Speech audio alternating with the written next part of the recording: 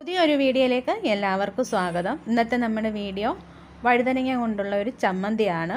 അപ്പോൾ നമുക്ക് വളരെ പെട്ടെന്ന് തന്നെ ഇത് തയ്യാറാക്കി എടുക്കാവുന്നതാണ്. സാധാരണ നമ്മൾ വഴുതനങ്ങ മെഴുക്കുരട്ടി അല്ലെങ്കിൽ കറിയൊക്കെയാണ് തയ്യാറാക്കിയിട്ടുള്ളത്. എന്നാൽ അതിൽ നിന്നും വ്യത്യസ്തമായിട്ട് നല്ല ടേസ്റ്റി ആയിട്ടുള്ള ഒരു വിഭവം തന്നെയാണ് നമ്മുടെ ഈ വഴുതനങ്ങ ചമ്മന്തി. അപ്പോൾ അതെങ്ങനെയാണ് തയ്യാറാക്കുന്നതെന്ന് നോക്കാം. അപ്പോൾ അതിനായിട്ട് ഞാനിവിടെ ഒരു വഴുതനങ്ങ എടുത്തിട്ടുണ്ട്. നീല കളർ വഴുതനങ്ങയാണ് ഞാൻ എടുത്തിരിക്കുന്നത്. അതിന് പകരം നമ്മുടെ നാടൻ വഴുതനങ്ങ ആയാലും കുഴപ്പമൊന്നുമില്ല. അപ്പോൾ ഇത് ഞാനൊന്ന് നന്നായിട്ട് കഴുകി എടുത്തിട്ടുണ്ട്. ഇനി ഇത് ചെറുതായിട്ട് നമുക്കൊന്ന് കട്ട് ചെയ്തെടുക്കാം. അപ്പോൾ വഴുതനങ്ങയെല്ലാം കട്ട് ചെയ്തെടുത്തു. ഇനി ഇതിനൊരു കറയുണ്ട്, അത് കളയാൻ വേണ്ടിയിട്ട് നമുക്ക് കുറച്ച് വെള്ളത്തിലിട്ട് വെക്കാം. എന്നിട്ട് ഇതൊന്ന് കഴുകിയെടുക്കാം.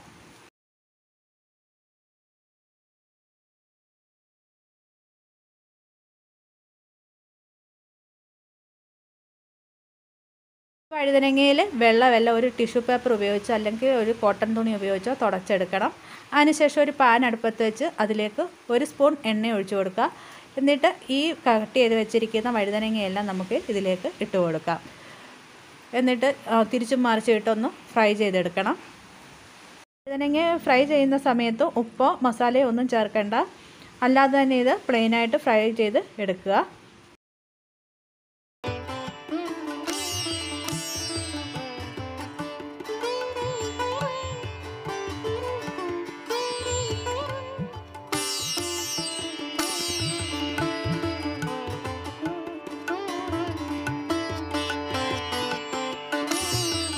നമ്മുടെ വഴുതനങ്ങ എല്ലാം ഫ്രൈ ആയി വന്നിട്ടുണ്ട്. ഇനി ഇത് നമുക്ക് മറ്റൊരു പാത്രത്തിലേക്ക് മാറ്റാം.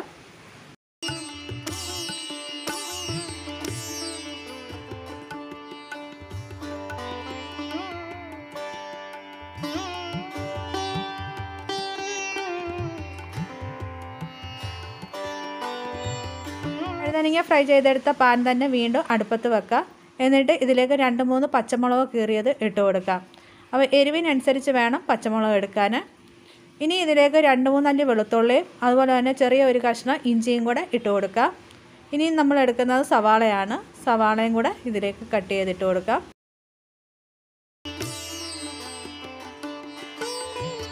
ഇനി ഇതിലേക്ക് കുറച്ച് കറിവേപ്പില ചേർത്ത് കൊടുക്കാം. എന്നിട്ട് ഇത് ചെറുതായിട്ടൊന്ന് മൂപ്പിച്ചെടുക്കാം. ഒരുപാട് വഴട്ടിയെടുക്കേണ്ട ആവശ്യമൊന്നുമില്ല. ഇതിൽ ഒരു പച്ചമണം മാറുന്നത് വരെ നമുക്കൊന്ന് മൂപ്പിച്ചെടുത്താൽ മാത്രം മതി. മുളക് ഉള്ളിയെല്ലാം പച്ചമണം മാറി വന്നിട്ടുണ്ട്. ഇനി നമുക്ക് ഫ്ലെയിം ഓഫ് ചെയ്യാം. എന്നിട്ട് ഇതൊന്ന് തണുക്കാൻ വെക്കാം. വഴുതനങ്ങ ഉള്ളിയെല്ലാം തണുത്ത് വന്നിട്ടുണ്ട്. ഇനി ഇതൊന്ന് നമുക്ക് മിക്സിയുടെ ജാറിലേക്ക് മാറ്റാം. ഇനി ഇതിനോടൊപ്പം തന്നെ ഒരു ചെറു നെല്ലിക്ക വലിപ്പത്തിൽ പുളിയും കൂടെ ഇട്ട് കൊടുക്കാം. ഇനി ആവശ്യത്തിനുള്ള ഉപ്പും കൂടെ ചേർത്ത് നമുക്കിത് നന്നായിട്ടൊന്ന് അരച്ചെടുക്കാം.